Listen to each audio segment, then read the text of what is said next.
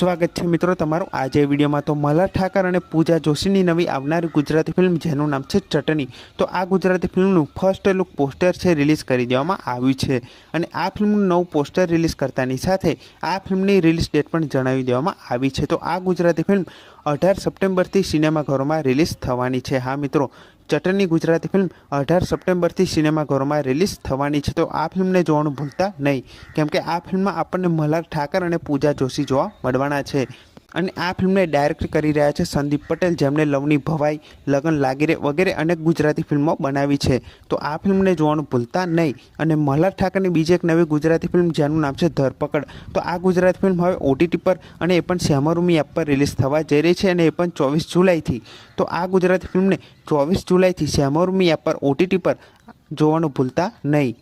તો આ વિડીયો ગમ્યો હોય તો વિડીયોને જરૂરથી લાઇક કરી દેજો, ચેનલ પર ન હોય તો ચેનલને જરૂરથી સબસ્ક્રાઈબ કરી દેજો। તો ફરી મળીએ નવા વિડીયોમાં।